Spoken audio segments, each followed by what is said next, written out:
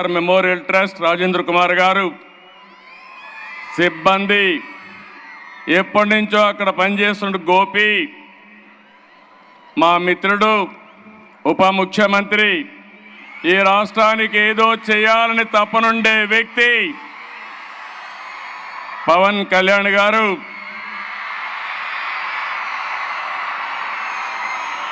గౌరవనీయులు నటనలోనే కాదు సేవా కార్యక్రమాల్లో కూడా తండ్రిని మించిన బిడ్డ పద్మ విభూషణ్ నందమూరి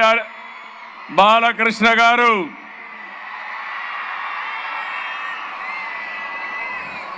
మొన్నటి వరకు సేవలు అందించినటువంటి